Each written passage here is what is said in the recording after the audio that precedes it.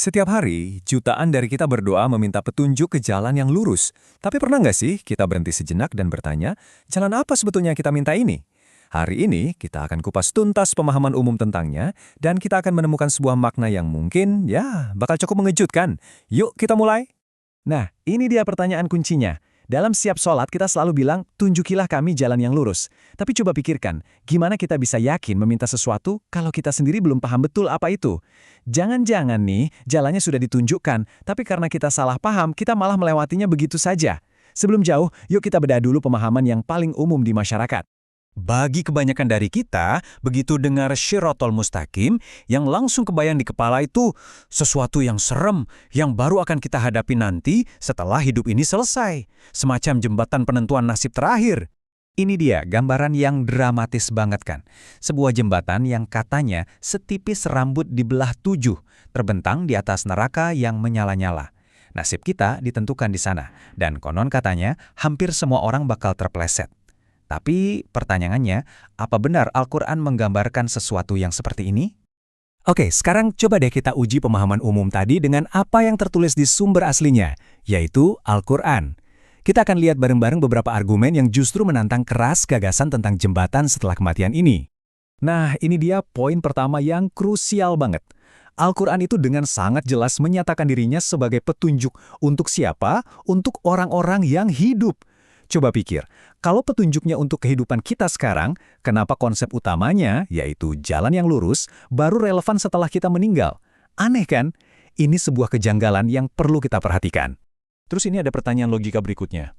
Kalau memang jembatan itu pasti akan dilewati semua orang, harusnya doa kita bunyinya bukan, tunjukilah kami jalannya, tapi mungkin lebih masuk akal, ya Allah selamatkanlah aku waktu lewat jembatan itu. Iya kan?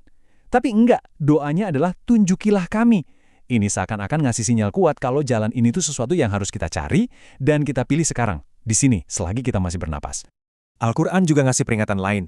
Ternyata beribadah saja tuh nggak cukup. Kalau kita mengikuti sistem atau din yang keliru, semua amalan kita bisa jadi sia-sia, hilang begitu saja. Nah, ini menunjukkan kalau jalan kebenaran itu bukan cuma soal ritual individu, tapi jauh lebih besar dari itu. Ini tentang sistem kehidupan yang kita ikuti. Oke, setelah kita geser dulu pemahaman lama tadi, sekarang waktunya kita membangun sebuah pemahaman yang baru yang benar-benar berdasarkan sumbernya. Jadi, apa sebetulnya jalan kebenaran ini kalau bukan sebuah jembatan fisik di akhirat? Nah, ini dia inti gagasannya. Jalan kebenaran itu ternyata bukan tempat, tapi sebuah proses. Sebuah cara hidup, sebuah perjuangan panjang seumur hidup yang dilakukan secara bersama-sama dengan satu tujuan menegakkan sistem Tuhan di muka bumi. Jadi ini adalah sebuah visi dan misi untuk dunia, bukan jembatan menuju akhirat. Terus, sistem din Allah ini kayak gimana sih bentuknya? Gampangnya, sistem ini berdiri di atas 3 pilar utama. Pertama, hukum dan aturan datang dari Tuhan sebagai Rob atau Sang Pengatur. Kedua, harus ada otoritas yang menegakkan hukum itu karena Tuhan adalah Malik, Sang Penguasa.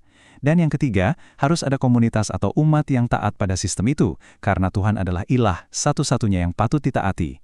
Jadi ini bukan cuma soal spiritualitas pribadi, ini cetak biru sebuah tatanan sosial yang lengkap. Ayat ini tuh keren banget, karena ini jadi puncaknya. Tegaknya din Allah atau sistem Tuhan inilah yang disebut sebagai nikmat yang sempurna.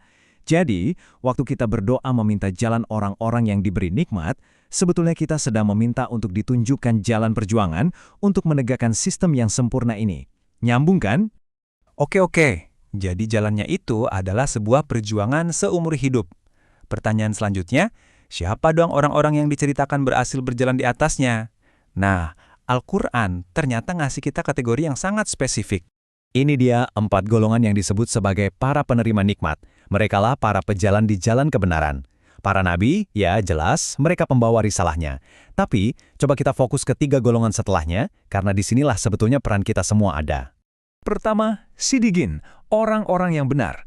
Gampangnya ini adalah orang yang punya integritas total. Bukan cuma pinter ngomongin firman Tuhan, tapi benar-benar hidup dengan firman itu. Apa yang dia pikirkan, apa yang dia ucapkan, dan apa yang dia lakukan, semuanya sinkron, semuanya sejalan dengan kebenaran. Walk the talk istilahnya. Selanjutnya ada syahidin, para saksi. Konsepnya ini keren banget, kayak sebuah rantai estafet kebenaran. Allah sebagai sumber kebenaran, lalu Rasul jadi saksinya. Kemudian, orang-orang beriman menjadi saksi bagi ajaran Rasul untuk menyampaikannya ke seluruh umat manusia. Jadi menjadi saksi itu tugas yang aktif. Kita harus paham, kita harus laksanakan, dan kita harus sampaikan. Dan yang terakhir, syalihin, orang-orang soleh. Nah, kalau syiddiqin tadi soal integritas pribadi, dan syahidin soal menyampaikan pesan, maka syalihin ini adalah para aktivisnya, para eksekutornya. Mereka inilah orang-orang yang mendedikasikan hidup mereka untuk satu tujuan besar. Bekerja keras, mewujudkan masyarakat yang adil dan aman dengan tegaknya din Allah. Oke, sekarang kita udah tahu jalannya seperti apa dan siapa saja para pejalannya. Tapi, dari mana sih asal-usul atau blueprint dari jalan ini? Ternyata, Al-Quran menunjuk ke satu figur yang sangat sentral. Di sini disebutin langsung, gamblang banget. Jalan yang lurus atau Shiratal Mustaqim itu secara eksplisit disebut sebagai millah Ibrahim atau agamanya Ibrahim. Jadi ini bukan sesuatu yang baru, ini adalah sebuah tradisi kebenaran kuno yang terus dilanjutkan. Jadi, poin krusialnya adalah jalan kebenaran ini adalah din Islam yang asli, yang esensinya nggak pernah berubah sejak zaman Nabi Ibrahim.